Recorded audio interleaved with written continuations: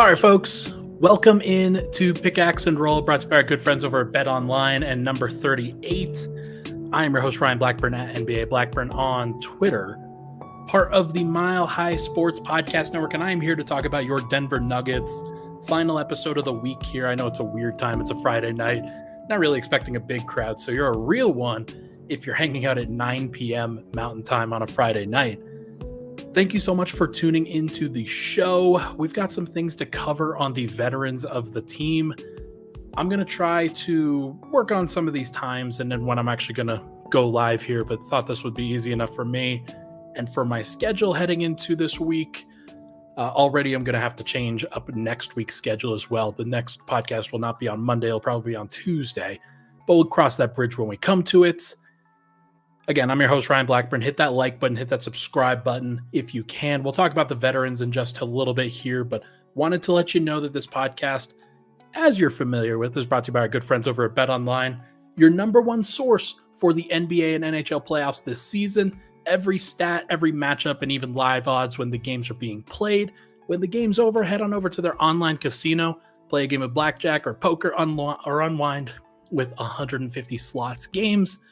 Head to their website today to get in on the action. Use promo code BELIEVE for your 50% off welcome bonus on your first deposit. Bet Online, the game starts here. All right, let's get into the show. As I said, appreciate all the love and support on the podcast. Have liked what I've seen from folks over the course of these last few days and just in terms of the reception of the content. If you've seen my work over at milehighsports.com, then you know that I've been going over all of the position groups over there. I just posted centers earlier today and power forwards on Thursday. So if you missed those, make sure to go check them out. Also wanted to drop a link in the live chat here. Going to do that right now. This is a link to an Anscape feature on Aaron Gordon's older brother, Drew Gordon, that came out from Mark Spears a couple of years ago about him relocating his family out of Ukraine during the war between Ukraine and Russia. It's a pretty crazy story, and I bring it up because Drew Gordon passed away, I think yesterday, and it was a really, really sad story. He's the older brother for Aaron Gordon, played in the NBA, played G League ball, played around the league, around the world. And just the way that it happened, he suffered a car crash. He was in a car crash and it was horrible to witness. And I'm sure that Aaron is really, really upset and frustrated and just very down at the dumps right now. So make sure to go give the Gordon family some major support if you possibly can. Those guys are the family is unbelievable. So make sure to go give them your support if possible. All right. Pull up this comment here. What up, Blackburn? We are too stacked with young talent. I don't have much hope with Pickett and Tyson. What happened with Kamagate? Kamagate got traded back during, I think, the regular season, I want to say. Or he got traded as part of the trade deadline package with Bones Highland over a year ago. So he just hasn't been on the team for a little bit, but he's not in the plans. He's not a factor. Just wasn't ever going to be a thing. So is what it is. But yeah, if you listen to the pod last week, I talked about the young guys. Monday night's podcast, I talked about Jokic, Murray, and Porter. And I did that with the framing of the money and the point production and things like that. Those three are at the center of everything for what the Nuggets are doing right now because of where the money is. And the young guys are in a position where they are all kind of congruent together just because they are in that same general picture of money, just cheaper contracts. The only guy who doesn't have a cheap contract anymore is Zeke. I talked about him earlier today. Not a great situation. They'll figure out what to do with him. But the last group is the veterans, and Denver's now at this stage, because they're trying to win a championship again, that I figured that they would be putting more of an emphasis on veteran contributors, on guys who are ready to go now, players that decide that you can really win a title because of their ability from top to bottom of the roster to match certain situations and be as good as possible. Um, but that wasn't the case. And Calvin Booth decided to do a different thing last offseason. And he added 3 rookies, put a lot of pressure onto Christian Brown and Peyton Watson as second-year players, and also put some pressure on Zeke Naji, who was in his 4th year, got an extension. And ultimately, between those 6 guys, the 3 rookies, Christian Brown, Peyton Watson, Zeke Naji, I think Denver got underwhelming production, especially in the playoffs, from those 6. Only Christian Brown by the end of it was in the playoff rotation. And when it's 6 out of 15 players on your roster, that's a really tough thing, especially when one of the other guys, Vlatko Čančar, who we'll talk about today, was out with a torn ACL for the entire year. So that is nearly half of your roster that are either young or just like not really in a position to contribute, which is not normal for most championship teams. Now, we've talked about this with the salary cap and the CBA and the super tax apron and things like that, that will really, really affect things. But I'm very curious to see how Denver handles this going forward, because the plan this year, I believe, was for it to be kind of a gap year, for it to be kind of a bridge year for the young talent to get better. And then hopefully those guys are ready to go. Like Christian Brown, Peyton Watson, more ready to contribute next year. Maybe Zeke Naji is a little bit more comfortable.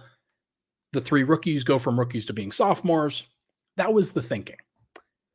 And I don't know if that's actually what's going to be the practice. We talked about that last week or last couple days ago. I don't know if I necessarily agree with that. And so you've got the veterans now. And we're going to go through the list. You've got, as I mentioned, and I've got them over here.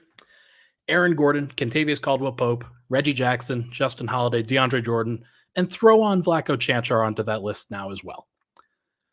Those guys are Denver's veteran group, the players that you know when the playoffs come around, you can trust exactly what they're going to do, whether it's good or bad, you know what you're getting. And with Aaron Gordon and KCP, we'll start with those guys in the first segment. Those 2 were solid all throughout the year. They were pretty good. Aaron Gordon, for the most part, was the finisher in a lot of cases where Jokic is initiating actions, Murray's initiating actions. Aaron Gordon, somebody who connected the team on both ends of the floor as both an offensive and defensive player.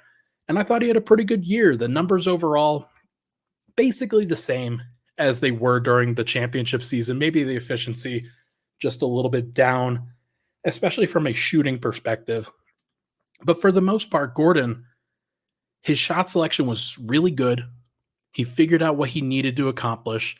And even his playmaking took a little bit of a leap for Denver. Only 13.9 points per game during his 31 and a half minutes. His usage went down, but he got a little bit more assists going, and all of his numbers basically the same. And then during the playoffs, his numbers were pretty comparable to what they were last year, except the assists actually went up by 2. Shot efficiency went up, 3-point percentage just as good, if not better. Effective field goal percentage higher.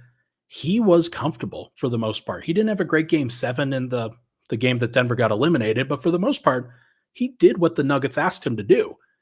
And so if you're pointing fingers at veterans, Aaron Gordon's not the guy. He was also one of the only players that Denver had that could defend capably all of the different actions and different players that the Minnesota Timberwolves threw at them.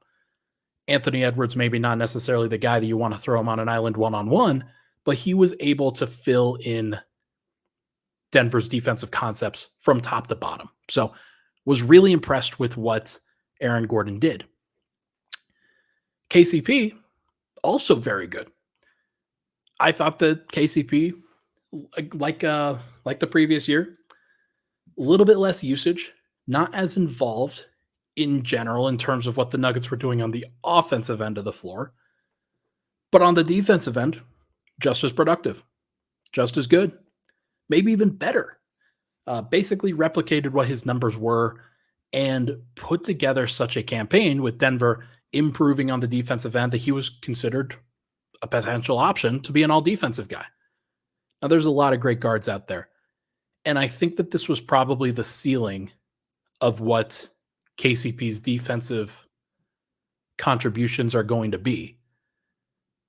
But I don't necessarily mean that that's a bad thing. Like he was very, very good, basically elite, and he has specific players that he gives a lot of problems. Namely, if you recall, Steph Curry. Guys that need technical skills and moves and finesse to get away from the player that guards them. KCP does a great job against those guys. He's very, very smart. Unfortunately, guys like Anthony Edwards, who don't necessarily need a ton of moves if they want to get to where they need to go because his first step is so good and he's so darn strong. KCP is not necessarily the guy to guard those players, and Denver found that out firsthand. So I'm curious as to what Denver's going to do with him. The theory of the practice for young players is that you develop several options, and eventually, when the money starts getting difficult, you replace with younger talent. You replace with cheaper talent, whether it's Christian Brown, Peyton Watson, Julian Strawther, whoever. That's the theory. I don't think that Denver's at that stage, though. I don't think that KCP is so old or decrepit or anything like that it really makes sense to let him go and let him walk. He'll be in his age 31 season next year. This was his age 30 season. It doesn't necessarily mean that he's just going to all of a sudden fall off. Like, I think he's got another couple of years of playing at this level or close to it, which to Denver probably means he's worth about 15 to 20 million a year. And so I think Denver's got to try to retain him. He's one of the only guys that's this capable within this role of being able to do it. I don't know what other teams are going to value him at as opposed to Denver. I had this conversation with somebody else. I think that Jamal Murray, Michael Porter, Aaron Gordon, those guys are uniquely valuable to Denver and the system that they've built as opposed to other teams. I think that KCP, his value is pretty translatable because you can see what he does on the Nuggets and you can see him accomplishing it somewhere else. So whether it's the Philadelphia 76ers or the Orlando Magic or another team that frees up cap space to get a starting shooting guard, I think that KCP will be a valuable commodity on the free agency market this year. So we will see what ultimately happens with him, but Cedric is very adamant in the chat about, does KCP stay? Look, I don't know. I would bet that he stays. I think that it is more likely that he stays than that he goes. But I want to make sure to prepare the audience and prepare the chat, prepare Nuggets fans in general, that this is what's naturally supposed to happen based off of the CBA, based off of what has just been signed, is that you pay your core guys, and then the role players, the contributors, get poached off by other teams that can pay more money, like a team like Orlando, for example, that has multiple guys on rookie contracts, and Paolo Banchero, Franz Wagner, and they have freedom to pay their role players a little bit more money. So that's going to be dangerous. Denver's going to have to watch out for it. Perhaps KCP can give Denver a hometown discount. That would be extremely valuable. So we will see what happens. I'm curious as to how that process goes. But for right now, let's take a break. When we come back, we are going to chat about the other veterans on the roster and whether Denver got enough from that group. And in the third segment, I'm going to talk about this balance between youth and development versus veterans and winning, because there is a balance there. And Denver's walking a very fine line. We'll be right back on Pickaxe and Roll. But first, I got to tell you about number 38, the home base for Mile High Sports, Denver Stiffs nights out, watch parties, everything in between. Number 38 does a tremendous job of putting together a great venue for people to just go out and vibe, go out and hang. You want to go get a beer, number 38 is the place to go. You want to watch the game, number 38 is the place to go. You want to set up an event, get some food, have some fun out on the lawn, go watch some live music, number 38 is the place to go. Make sure to go check it out. Number 38 in Rhino. They do a great job. We do pregame podcasts there when we're in season. Going to be interesting to see whether the Rockies can keep it up. We'll be right back on Pickaxe and Roll.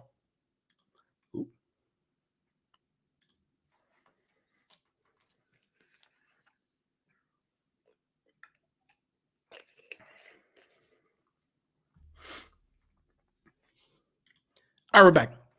Pickaxe and Roll, Ryan Blackburn here. Thank you so much for tuning into the show. Hit the like button, hit the subscribe button. If you're on the audio side, make sure to rate, review, and subscribe to the audio feed, especially on audio podcasts. Those are Apple Podcasts, excuse me.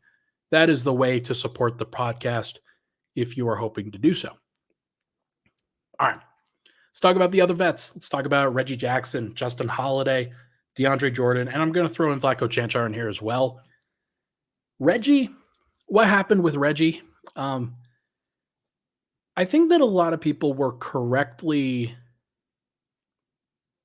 I'll say hesitant about the Reggie Jackson signing back on July 1st, June 30th, whenever it actually happened. It was known that Bruce Brown was going to go. Indiana signed him. Once that became clear, both Reggie Jackson and DeAndre Jordan were retained. Jeff Green went. And I think a lot of folks were like, okay, is that it? Because the Nuggets signed Reggie Jackson to the taxpayer MLE. And they did that with the intention of just kind of carrying over, using him as a stopgap option, and hopefully the young guys, specifically Jalen Pickett, maybe Colin Gillespie, would be ready to take over for the point guard position this year. That didn't ultimately happen. And the reason for that was Reggie played 82 games. And Michael Malone was very reliant on Reggie Jackson to get Denver into their sets with their second unit, replacing Jamal Murray in the starting unit. And I do think that Reggie did a good job with the latter of replacing Jamal Murray when he needed to start. Denver mostly got similar production from Reggie Jackson, or maybe not as much volume, but they got good efficiency, good passing. He fit well with what the Nuggets were trying to do with their starting group. And they found a way. They found a way to win enough games in those minutes. The problem was when Denver was healthy, Jamal was out there, and then Reggie tried to figure out what to do with the bench. Sometimes Jamal Murray would stagger with the second unit and they'd play Reggie and Jamal together. Those lineups were bad. Sometimes they would not have Jamal stagger. They'd have like Michael Porter out there. Maybe they went to all bench, especially at the beginning of the year. Those lineups weren't good either. So Reggie wasn't able to play with Jamal. That became very apparent. And in the playoffs, Reggie only played in the non-Jamal Murray minutes. And maybe Denver should have had more non-Jamal Murray minutes because he was not very good. But that ultimately ended up being around 9.5 to 10 minutes per game for Reggie Jackson in the playoffs. And that's just not enough from your only other ball handler on the roster. And so I think Reggie mostly did his job this past year. I don't want to put too much pressure on him because I didn't really have that high of expectations in the first place. But I think for what the Nuggets were asking him to do, he went above and beyond. I think it was more on Jalen Pickett. It was more on Colin Gillespie. It was really more on Michael Malone for not necessarily getting those guys ready to go, especially Jalen, because he's under contract for several years. And you want somebody like that to play at least a little bit. And Jalen basically played nothing at all. So I'm curious to see what that looks like and whether Denver going forward can find more opportunities for a guy like Jalen Pickett to play. But Reggie Jackson has a player option. I kind of like there. I see both sides of it for him. I'm not sure if he's going to get more than 5 million per year on the open market. So it might be in his best interest to just pick up the option, say he wants to stay in Denver. But I can also see him declining the player option, trying to get more of a long term deal, more long term security, maybe get an extra year going forward on a player option. And maybe that's with Denver, maybe that's not. Maybe he declines the player option with the hope of re signing a similar deal with Denver. Maybe that's for a little bit less money, like a 2 years, $8 million deal. Maybe it's a 3 years, $12 million deal, something like that. But I think that there is a possibility that he's back, but I don't necessarily think that Denver is going to want him back. And Calvin Booth will make the decisions there. I'm sure that Michael Malone, if Calvin Booth can get another capable veteran in there, I'm not sure that Michael Malone's going to be super tied to Reggie Jackson specifically. So we will see what happens. We'll see whether Denver decides to run it back with Reggie. With Justin Holiday, I was pretty adamant that this was going to be a good signing, that this was a good fit for Denver. Justin Holiday ultimately plays close to 900 minutes, fills in pretty well, shoots over 40% from three off the bench. Basically, that's all he does on the offensive end, and that's fine. Denver didn't need him to do that much more. And then per 36, he averaged 1.5 steals per game. That's pretty solid as well. So he was pretty good. He was pretty helpful for what the Nuggets needed. And then in the playoffs, as it turns out, he was pretty helpful. And the Nuggets won his minutes. He had the leading plus-minus number on the Nuggets for the entire playoffs. That's more than Nikola Jokic, more than any of the other starters. Obviously, those numbers were dragged down by the second unit or by the second round. But Justin Holiday is a player that fits really well and does a role and does a job. And it is him that I think is a really good example for what Nuggets fans should want from a veteran, because he didn't play the entire season. He was in and out of the rotation, didn't really develop much rhythm or anything like that. But when he did play, he was solid. And then when he did play in the playoffs, he was very solid. He was very good. And so that's a good expectation for what I think Nuggets fans should want from their 11th to 15th guys, especially any veterans that they bring in. You want somebody that can fill that kind of a role. Doesn't necessarily have to play every single night, but can play whenever you need them to and is available and ready to go.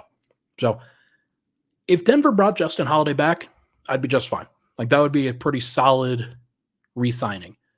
Now, what I will say is that there are so many Justin Holidays out there in general. Like, you can point around to the wing market, to the veteran guard, wing, forward markets, and find a Justin Holiday type. Like, those guys are very available. Now, Justin Holiday already fits in with Denver. Maybe that's a good option. But Denver does also have, behind their starters in KCP and Michael Porter, if they do re-sign KCP, they have Christian Brown, they have Julian Strawther, they have Peyton Watson. My thinking is that Justin Holiday is probably a little bit too much overlap between what a guy like Julian Strawther could provide. So I'm not necessarily sure that they should overlap too much. I think if they did bring somebody in, like especially a veteran in that same mold, the player should be a little bit bigger. That way that they could play a little bit more size with their second group. And that would be my expectation. But either way, I thought that Justin Holiday did a good job. He did his job. And he is who he is at this stage. And that is a pretty solid player. Next, DeAndre Jordan. Not necessarily a solid player anymore. I think that DeAndre doesn't really fit with what the Nuggets need on the court. Off the court, he's a perfect fit. He's the exact right player that you need in terms of making sure to manage things that are off the floor, managing the bench area, connecting with players, lifting young guys up. He does a great job of putting his arm around a teammate, making sure that they're staying engaged, staying in the game. And there is a role for that. There's no doubt about it. The problem is that if you are asked to play him, then it's not going to really go well. He had the second lowest net rating on the team this year behind Zeke Naji. And the reason why DeAndre Jordan was asked to play this year was because of Zeke Naji and how much he struggled. I think that if I were to be given a choice between Zeke Naji and DeAndre Jordan, I think that Denver should keep DeAndre Jordan and they should try to move Zeke Naji for a better backup center. Because I don't think that DJ should play. But I also think that there's a clear option for him to be around, for him to be available, and connecting with the team. Now, he may decide he doesn't want to do that. He may decide that he would prefer to just retire, to get out of the game entirely. But if he wants to be back and he wants to be around, I think the Nuggets will listen. They'll try to keep him available. They'll try to stay available and have a roster spot available to him. But is it the right call? Denver needs all of their roster spots. One of the things that we saw from this year was that not having Vlatko Cancar, Denver only had 14 guys available. And then you had 3 rookies. So that's 11 guys available, especially in a playoff context. And then you lost Zeke Naji because he wasn't able to be very good. That's 10 guys available.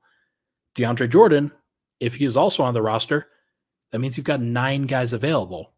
The 5 starters, Reggie, Justin, Peyton Watson, Christian Brown. That's just not good enough. So either Denver's rookies have to become playable going forward, or Vlatko Cancar has to get healthy and be available and be an option, or they got to use that roster spot that DeAndre Jordan has, if you see what I'm saying. So it's going to be interesting to see how Denver runs it, and I think that this is a good point from 5-ish. Realistically, you don't play all 15 guys on a roster. I'm fine bringing back DJ.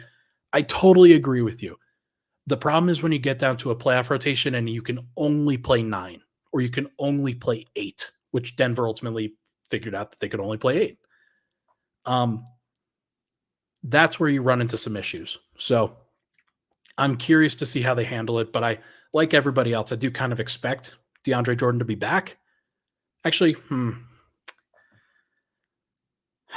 I don't expect DeAndre to be back. I don't. I think that this will probably be done. And there is something to the fact that Denver's current group with KCP, with Jokic, with Murray, those guys have to be better veterans. They've got to be guys that learn how to do what DJ's doing. But you don't necessarily have to have that player play all the time. So maybe it is better to have DJ, or maybe there's a different kind of player that they could add.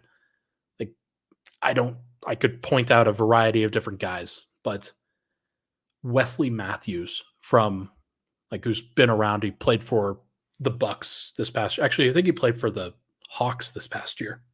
Maybe he's a guy, but who knows? The Nuggets know it better than I do, just how valuable his contributions were. It is hard to put a number value on how valuable that is. So if they deem it worthy, who am I to judge? And finally, Vlatko Cancar, who I didn't mention in the topics, and I'm sorry for not doing so. Vlatko Cancar should be healthy and available next year. Honestly, he should be healthy and available for the Olympic qualifiers that I believe Slovenia is going to be a part of prior to the Paris Olympics. So Nuggets fans are going to be able to get an idea of what Vlatko looks like coming off of the torn ACL. Not sure how much he's going to play. Not sure whether he's going to be a massive factor for that Slovenian national team. He starts every year. Most of the time, he's very, very good, and he fits really well with Luka. So I think that there is a possibility that he plays, he starts, he's very good, and then he uses that as a prop to get himself ready for the NBA season. But we'll find out. We'll see what happens. I wish good fortune for Vlatko. He is on a team option, so Denver can ultimately decide whether they want to pick that up or not. I don't really know. But I will be very curious as to how Denver handles that because, like I said, the Nuggets need all of their roster spots. They need everybody to be doing something. Doesn't necessarily have to be on the floor, but they can't have too many guys that cannot play. So we'll find out. Let's take another break. When we come back, we are going to chat about the balance between the veterans and the rookies, or the young guys. We'll be back on Pickaxe and Roll. But first, Scott DeHuff. Hey, what's up? It's DeHuff. I love to have fun. So tune into my podcast, DeHuff Uncensored. I give unfiltered takes on Denver sports, crazy news from around the world. Plus, you never know which one of my characters is going to swing by. Well, I hope one of them's your mother. Oh, Connery, Mama is always here for you. What in the blue heck is going on here? So subscribe and get ready to laugh to DeHuff Uncensored anywhere you find podcasts. Follow me on social media at DeHuff Podcast. Swipa just texted me a link that the Bulls' asking price for Zach LaVine is dropping, and that he's basically going to be a salary dump by the end of it. I'm curious what that looks like, and whether, like, I don't think that he's a factor for the Nuggets, but it's going to be interesting to see what the Nuggets decide to do. And if they were to make big changes, then like Zach LaVine is a distressed asset that makes some sense. But I don't know. I think that that's probably too much. Denver's probably rocking the boat a bit too much if they decide to go get him, because it means probably getting rid of one of Murray or Porter. So probably wouldn't consider that, but interesting to see it. Figured I'd share. Okay. Final segment here, Pickaxe and Roll. Make sure to like, make sure to subscribe. That would be helpful. The balance between the youth and development of the team versus the veterans and trying to win, I think both have a place for a winning culture. I think both have a place for sure. And that's why there are significant contributors from both. Contributors. I said that weird. Young guys bring energy. They bring a breath of fresh air in a lot of cases. Peyton Watson, I think, is a really good example of that, where he was a different piece that the Nuggets were able to throw out there and use as a change of pace. He gave them dunks and alley-oops and highlight blocks, and just a fun developmental track for the team and for the fan base to really keep track of for the entire year. And it's too bad that he didn't finish the year in the playoff rotation, because I think that that would have been valuable time to see him in a situation where there's a lot of pressure. Ultimately, I think that players like that are exactly what you need in order to sustain winning, because you need other players that can sort of give you a jolt to the system, a little bit of a CPR, or what am I saying? Like the thing that charges up and then clear, something like that. God, now I'm embarrassing myself. The defibrillator. That's what it is. It's a defibrillator for the entire organization in a lot of ways. It kind of revives you a little bit of like, oh yeah, this is supposed to be fun. This is supposed to be awesome. And so Peyton Watson and guys like that, Christian Brown, I think to a certain extent as well, help with that. And players like, and Julian Strawther, maybe so, Jalen Pickett, Hunter Tyson, those guys are more stable. Those guys are like options that are going to give you a little bit of stability. Zeke Naji was supposed to be that. That's not ultimately what has happened. But then if you have enough young guys that don't necessarily give you that jolt of positive energy, then it's kind of a drag. It's kind of a, when they're thinking a little bit too much about their own minutes, when they're thinking a little bit about how to fit in, what they're supposed to do, things like that, that's when you start slowing down and you start losing games, and it doesn't really help. Like the development isn't there. It's just about like, what the hell is happening? That's why you need veterans. Veterans bring that stability. They bring the options to the table in different situations. You know what they're going to give. And it's about piecing together the right guys in order to go win, in order to optimize your situation. So Denver did that with guys like KCP, trading for Aaron Gordon, who was a young guy for a while, but now has become a vet. Players like even DeAndre Jordan, who was more of an off the floor kind of option for stability. Really, really helped. But then you also have veterans like Reggie Jackson, who not necessarily on the same track, not necessarily on the same page. And then not every veteran can really contribute all the time.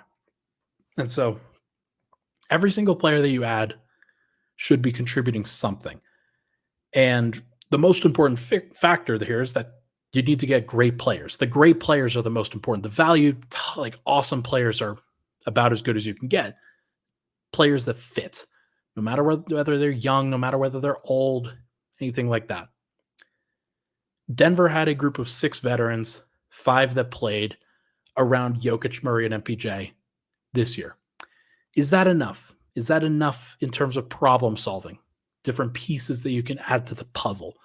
I don't think so. I think that Denver was a couple veterans short, personally. I think that overloading on young guys, which Denver did, they had more young guys than they did veterans. I think that that wasn't necessarily great, and the Nuggets should continue to try to even find veteran minimum options, even if they're just one-off options. Like Justin Holiday really helped Denver. He gave them a lift in that second round when I don't think anybody thought that Denver could bounce back. They did, and Justin Holiday was a big piece of why. So I think that all these options outside of Aaron Gordon, they might go. They might leave in the summer. And this is something that Calvin Booth said, that if they do leave, then you got to replace them with somebody else. And that's the thing about young guys, is because they're on young, like extended rookie contracts, they're still going to be okay without, like, they're still going to be around next year. The veterans, you might have to recycle, you might have to replace. So here's who Denver should prioritize having back in order. Number 1, Aaron Gordon's obviously, like, he's back, he's under contract. Denver should try to get an extension done. They should be smart about the extension. I put this in my article on Thursday, but they should probably not go a full max. I wouldn't recommend a full max for Aaron Gordon, which is like 4 years, $140 million in terms of an extension. That to me gets a little bit dangerous, because I've looked around at some historic data for veteran power forward types, especially the ones that rely on athleticism, that have started as much as he has started over the course of his career. He's played a lot of minutes.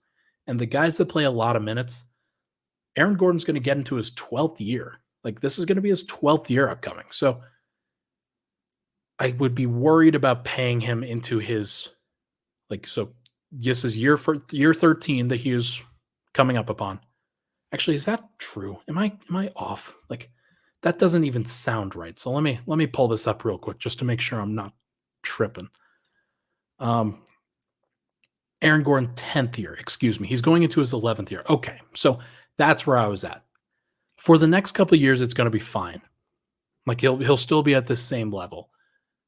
What I would be worried about is once you start getting into the 13th, 14th, 15th year, when it comes to Aaron Gordon, I would be a little bit worried.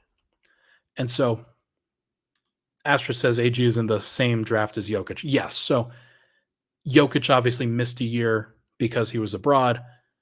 He is going into his 10th season. So Aaron Gordon's going into his 11th season. The thing is that is a little bit different is Jokic is in a different category in terms of what he uses for athleticism, what he uses for like minutes and things like that, like how much those minutes really impact him versus they impact Aaron Gordon. Think about how hard Aaron Gordon works during his time. He's either battling physically on the defensive end, or he's jumping as high as he possibly can, or he is like moving as fastly as he possibly can. Like, he's just playing very physical basketball with a lot of athleticism. So I think he's going to wear down a little bit faster than Joker. So I just keep that in the back of your mind in terms of they'll probably agree to an extension with him. If it's a 4-year, $140 million extension, which I think is the max he can get, that might be a little bit concerning. I'd be a little bit concerned about that. Next is KCP, as I mentioned, among all these veterans. So you've got Aaron Gordon, then KCP, then Justin Holiday, then Vlatko Čančar, then Reggie Jackson, then DeAndre Jordan. That's who I would prioritize in terms of like what actually you should try to keep. And I guess you could flip Reggie and DeAndre, but Reggie played over 1,800 minutes this year. Aaron He's obviously locked in. He's very important to what the Nuggets do. KCP, very important to what the Nuggets do. I'm not sure if he's as essential, certainly as Aaron Gordon, who's like part of Denver's identity on both ends of the floor. Justin Holiday, I think that if Denver brought him back for another year, he'd be able to give you exactly what he gave you this year, and that was pretty good. Vlatko Cancar, he's under a team option. Just pick up the team option if you can. Reggie and DJ are the two that I would consider probably moving on from, freeing up a couple of roster spots that way, and allowing yourself to add in different veterans that could play a little bit more or play differently in the case of Reggie. I think that Denver should probably try to upgrade that group if possible, because these are the guys that you need as your problem solvers. And maybe they could even trade one of their young guys and turn him into another veteran as well. But you need these players to solve different problems around what Denver's formula is. And their formula is obviously Jokic and Murray, Jokic post-game, Murray two-man game, Michael Porter as a third option. That's who they have. That's who they're building around. That's who the money is around. Denver can and should think about it that way. Nuggets fans should think about it that way. So your other guys are your problem solvers. Denver needs more options. They need more optionality on their roster. So maybe that can come from the young guys. Maybe one of those guys develops into a starting caliber player. That really helps. Maybe it allows you to replace a player like KCP without as much of an issue. Maybe it's just about those guys becoming so good that they're sixth man, seventh man, and then Denver's roster is just really talented and really good. That would be great as well. But I think in general that Denver can really be they can value that, is just having options. And so if Denver just brought back the same group, Aaron, KCP, Justin Holiday, Vlatko Cancar, Reggie, DeAndre Jordan, let's say they did that. Let's say they drafted at the 28th overall pick and they basically just ran it back. I don't think that's good enough. I think that Denver needs to constantly be trying to get better. And while internal development with the young guys is great, that can't be the only thing that the Nuggets rely upon, because clearly they didn't play those young guys enough. And there was a reason for that. They probably weren't ready. So I think that Denver, with these veterans, they need a little bit more talent in general in order to win another championship. And that's fine. That's an okay admission. I think that Denver knew, Calvin Booth knew, that this could have been a problem. And that this wasn't going to be a bridge year, as I mentioned in the first segment. And because it was a bridge year, Denver got caught. Now it's about having as strong of a veteran core as possible. Your young guys got a year of development. Let's see what they can do with it. Denver should be trying to put together the best possible roster they can, in my opinion. I know that you don't need everybody to play, but you need a lot of guys to be able to play. It's just my opinion. So, upgrade upon Reggie Jackson and DeAndre Jordan. Go get a backup point guard. Go get a backup center. I think that seems reasonable to me. That is going to do it for this episode of Pickaxe and Roll, brought to you by our good friends over at BetOnline and number 38. Thank you so much for tuning into the show, everyone. Happy Friday night. Apologies for it being kind of at a weird time. I'll play around with this. I like going live in the evenings, but going live on a Friday night is a little bit different, just because everybody wants to go do their thing. So we will see what happens with the pod, but next podcast will be Tuesday night. It will not be Monday night. It will be Tuesday night. I've got some things happening on Monday, so going to get together with some folks. Let me know what you're interested in, what you want to hear about next. I think next episode, by the way, trade roulette, which involves you sending me trades and me telling you why they suck. So drop some trades in the chat, in the comments. Thank you so much for tuning in. Hit that like button on the way out. We'll talk to you guys next week.